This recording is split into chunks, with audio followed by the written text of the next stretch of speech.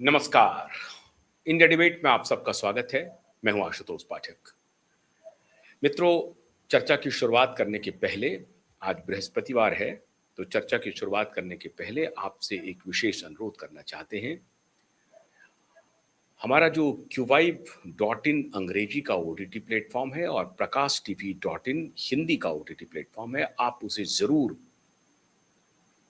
Log in करें।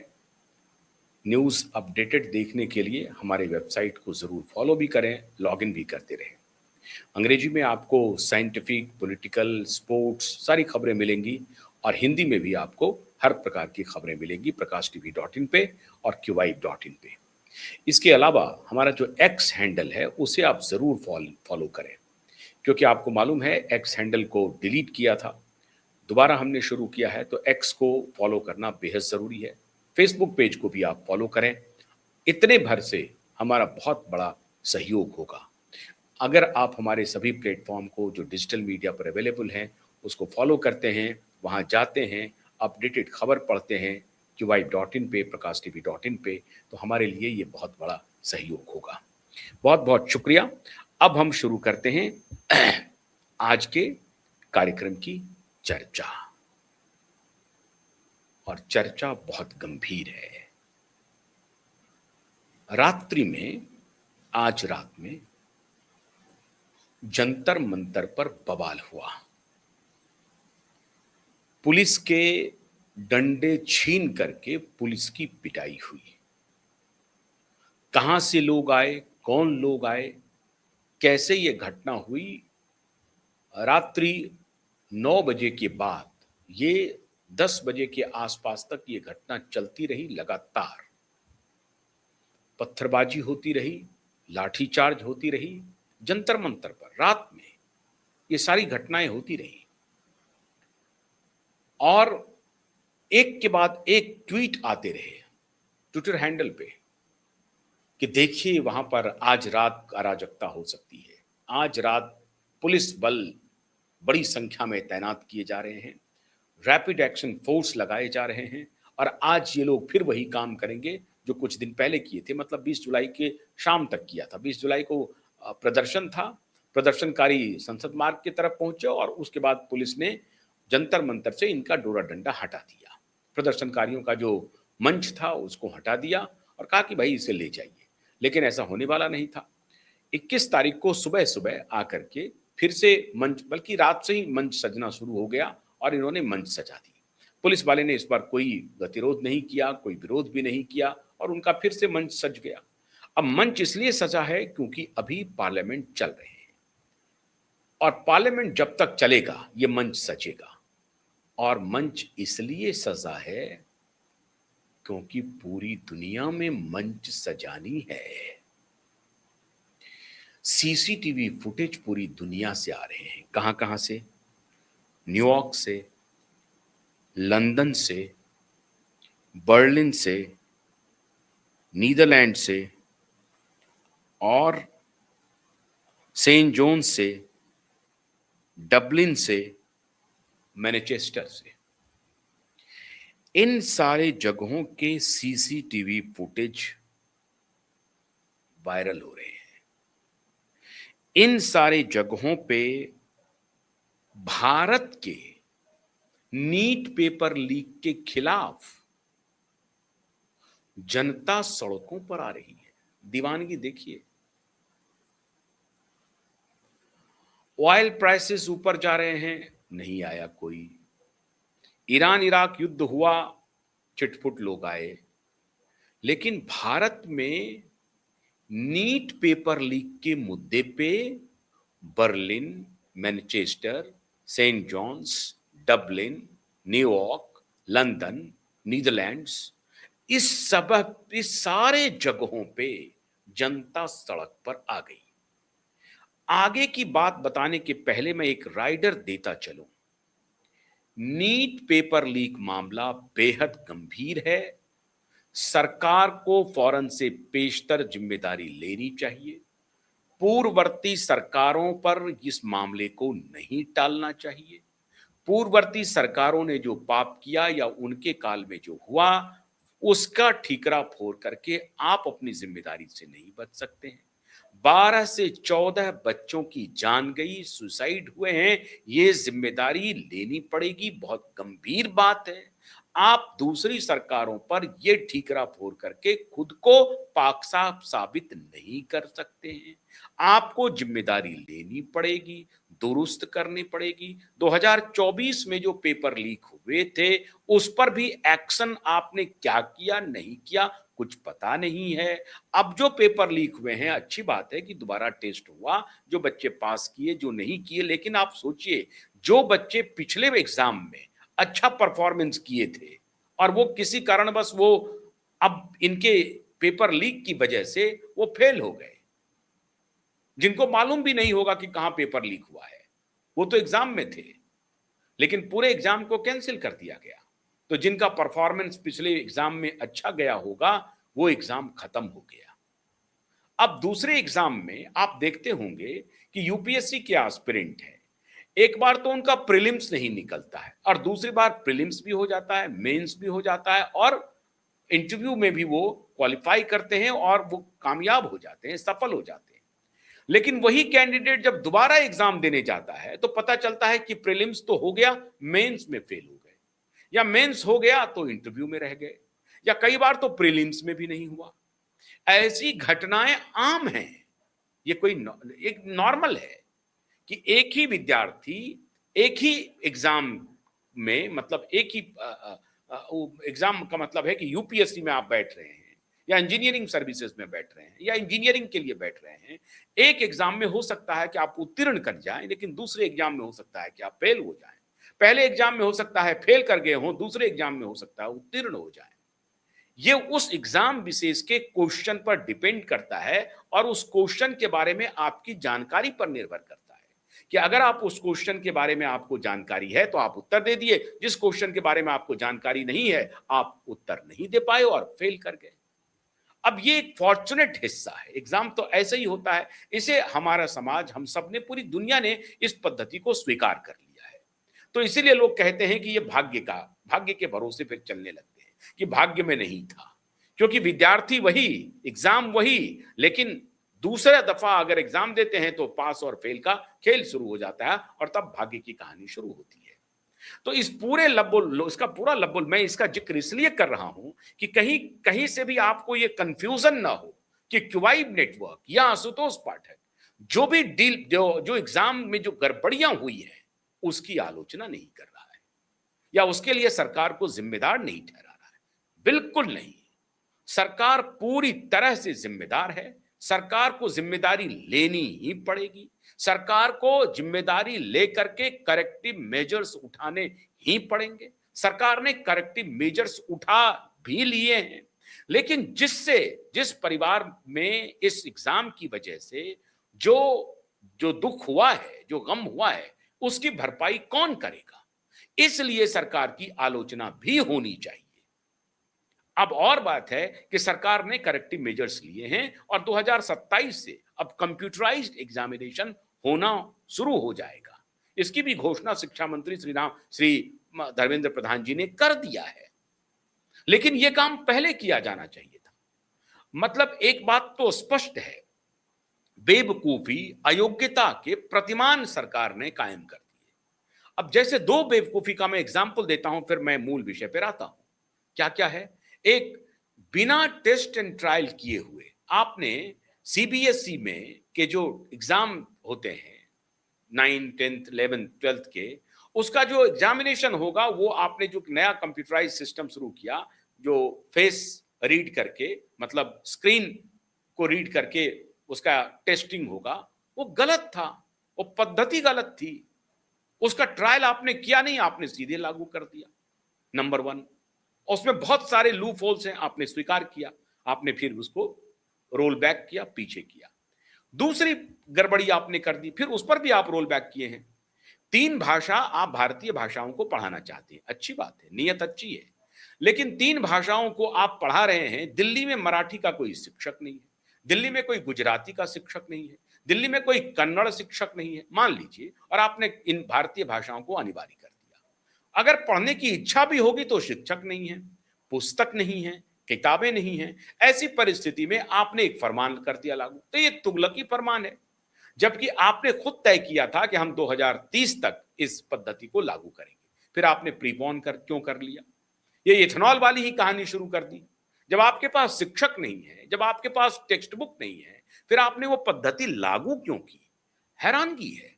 तो ये दो ही बात हो सकती है, या तो शिक्षा व्यवस्था के प्रति इग्नोरेंस है एक, दूसरी बातें ये हो सकती है कि आप सर्वथा अयोग्य हैं दो, और तीसरी बातें ये हो सकती है कि आप भ्रष्टाचार में डूबे हुए हैं और इन प्राइवेट कंपनियों से पैसा लेकर के वो जो कहती है वो आप काम कर देते हैं।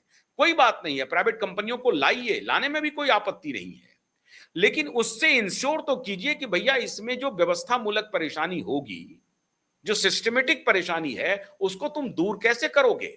जो नहीं हो पाया। अभी आपके ऊपर आरोप लगा कि हैदराबाद की कोई कंपनी है जो सीबीएसई का टेस्टिंग करती है, जो जांच करती है, वो स्क्रीन शेयर करके आप उसको जांच करते हैं। तो किस प्रकार का हो रहा है स्क्रीन शेयर? मतलब स्क्रीन, आपने जो टेस्ट लिखा है उसको स्क्रीन पे लिया और उससे आप टेस्ट कर रहे हैं, उसकी जांच कर रहे हैं। ये फजूल की बातें थी टोटल। तो आप ना तो ट्रेडिशनली ठीक से चल पाए और ना ही मॉडर्न हो पाए ठीक से। अब आपको ख्याल आ रहा है, तो अब आपने कहा, जैसे इंजीनियरिंग के एग्जाम्स होते थे, कंप्यूटराइज्ड होते थे, अब आप उस पैटर्न पे आ गए। इतने दिन से क्यों नहीं किया नीट को लेकर के? क्या खेल चल रहा था? ये सारी जिम्मेदारी सरकार को लेनी पड़ेगी, बकवास करने से नहीं होगा। प्रधानमंत्री जी कह रहे हैं स्ट्रिक्टेस्ट हम जो लेंगे, स्ट्रिक्टेस्ट, और धुरंधर वकील को उतारेंगे, तो आज आपको ख्याल आया? कल आ जाना चाहिए था, क्यों नहीं आया? हर चीज के लिए बलबा जरूरी है, हर चीज के लिए आगजनी हो तब सरकार चेतेगी। इसका मतलब है कि सरकार की दूरदृष्टि, सरकार के जो पॉलिसी मेकर्स हैं, वो ठीक से जिम्मेदारी से काम नहीं कर रहे हैं। ये राइडर है, समझिए बात को। आप कृपा करके, हमारे दर्शक को यह बात स्पष्ट होनी चाहिए कि इस तरह से ठकुर सुहाती करने से काम नहीं चलेगा। जो गड़बड़ी हुई है उसको एक्सपोज करना ही पड़ेगा। सारे चीज में मोदी जी बड़ा अच्छा काम कर रहे हैं और हम डपली लेकर के बैठ जाएं, ऐसा उचित नहीं है, ये अनुचित है। और यही कारण है कि उधर जो ढपली गैंग है वो आगे बढ़ते जा रहा है, और उधर जो अब दूसरे गैंग जो इकट्ठे हो रहे हैं वो आगे बढ़ते जा रहे हैं। इसलिए इस राइडर के साथ कि सरकार गंभीरता से जो गड़बड़ी हुई है उसको, उसका टेक केयर करे, फौरन से पेशतर सुधार करे, आगे ऐसी गड़बड़ी ना हो इसको भी देखिए। एक और बात, मान लीजिए कि जिन बच्चों ने सुसाइड किया है उनको कहा जा रहा है कंपनसेशन की बात, लेकिन आप जिन जिन बच्चों ने सुसाइड किया है, अगर आप संवेदनशील सरकार हैं, आपके पास डेटा अगर है, तो फौरन से डेटा मंगाइए, उनके परिवार को आप इत्तला कीजिए, उनसे दो चर्चा कीजिए, अपनी संवेदना बताइए और उनको कहिए कि हम आपकी क्या और मदद कर सकते हैं। हम बच्चे तो वापस नहीं ला सकते हैं, लेकिन हम क्या कर सकते हैं? इसको कहते हैं सेंसिटिव गवर्नेंस। नहीं है तो कर लीजिए, इसके पहले बच्चे इतने सुसाइड नहीं किए ना, नहीं है तो करिए, इसमें आपकी कोई दिलचस्पी नहीं है। लेकिन जहां पॉलिटिक्स होगी वहां आप यूजीसी का एक विधेयक ले आएंगे राजनीति करने के लिए, वोट बैंक के लिए, महज वोट बैंक के लिए आप शुरू कर देंगे। तो श्रीमान, इस देश की जनता जागरूक है, आपको ख्याल रखना पड़ेगा।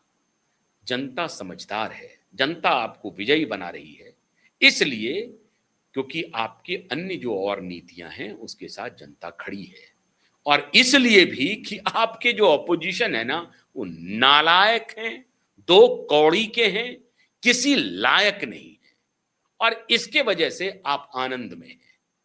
तो कृपा करके सत्ता के आनंद में मत रहिए। मैं फिर आपसे आग्रह कर रहा हूं, मैं कोई दुश्मन नहीं हूं आपका, मैं बहुत प्रेम से, प्यार से, मर्यादित शब्दों में आपको जो बात कहनी चाहिए वो कह रहा हूं, और डंके की चोट पे कह रहा हूं। इसलिए आप इस बात को कबूल कीजिए कि आपके जो विपक्ष में लोग हैं उनकी नालायकी की वजह से आप बने हुए हैं।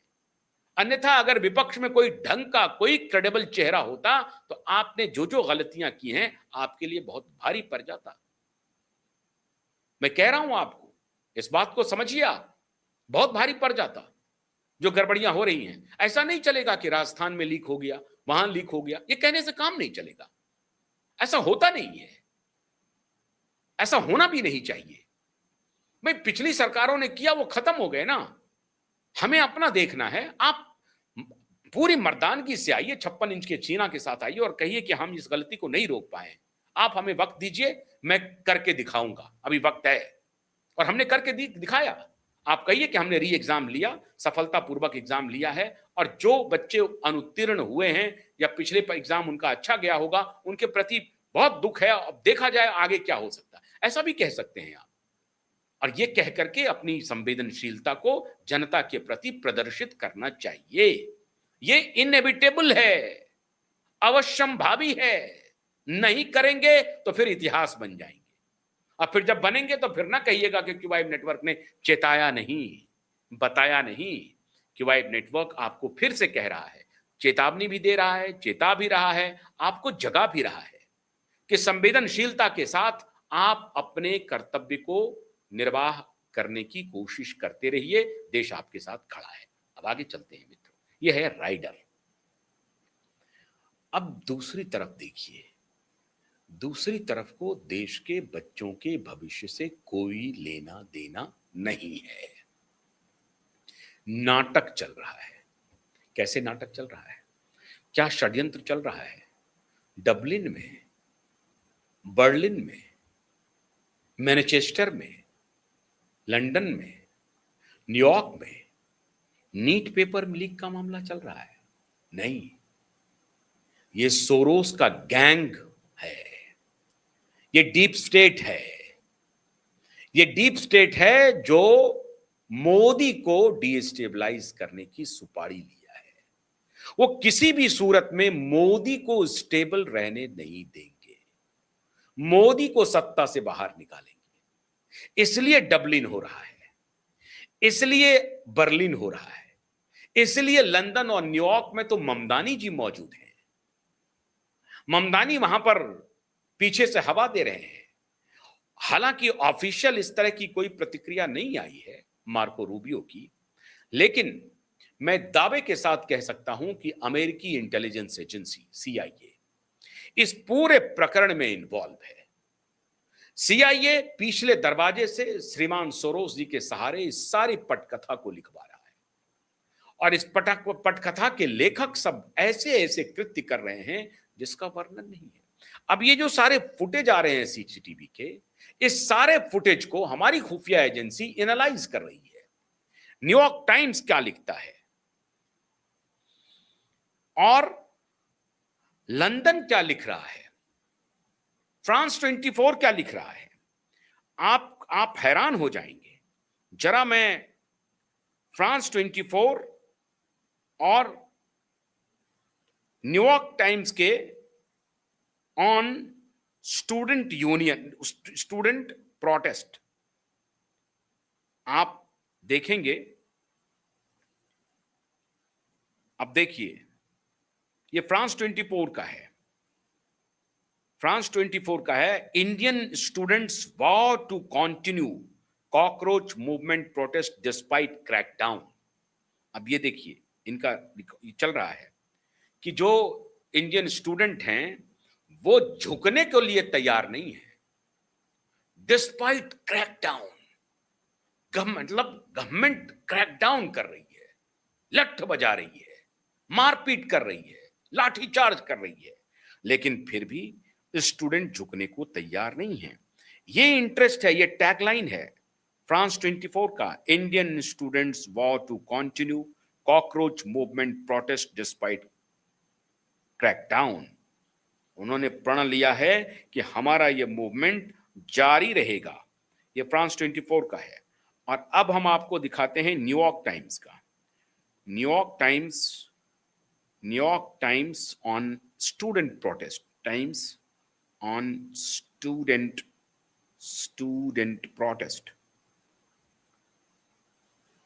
प्रोटेस्ट। अब ये भी देखिए साहब, अब देखिए, why are young people in India protesting? Why are young people in India protesting? देखिए साहब, 5 घंटे पहले की रिपोर्ट है ये, न्यूयॉर्क टाइम्स की।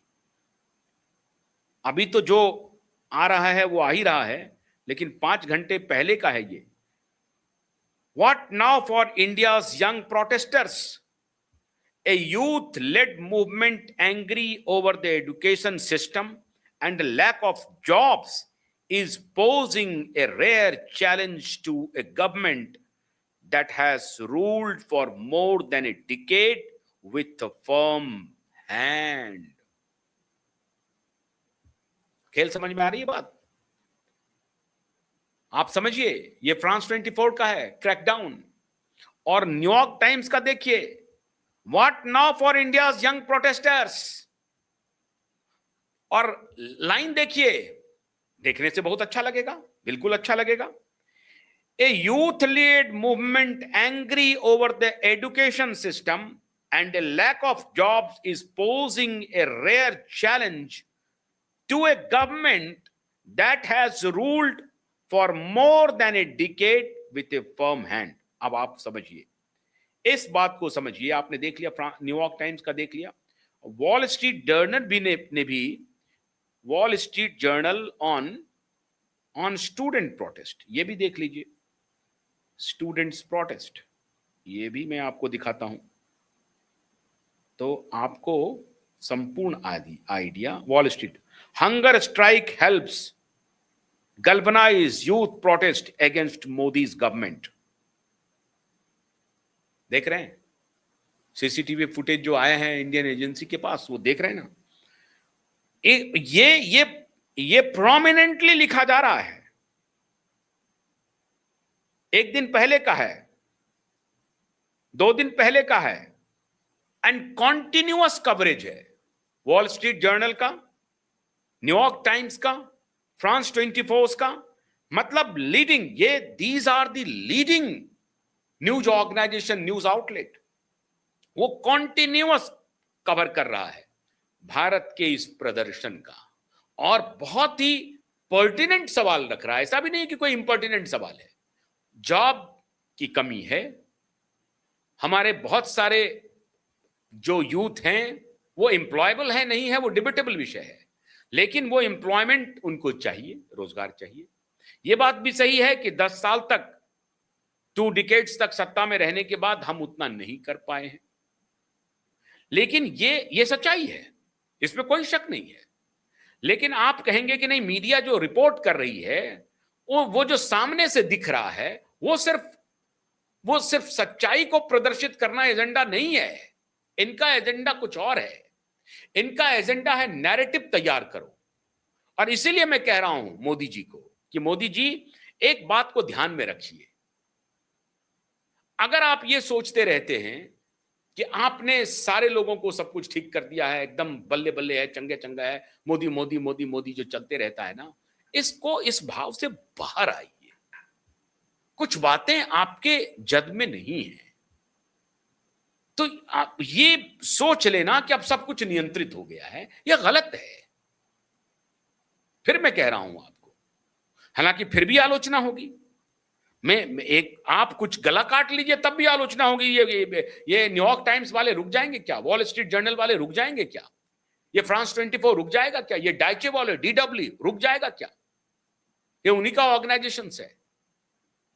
अल जजीरा, और मैं, आप सुनिए ज्यादा, Al Jazeera on student protest, on student protest. मैं हाथ के हाथ में आपके सामने कह रहा हूं, ऐसा भी ना लगे कि मैं कोई एजेंडा लेकर के बैठ गया हूं।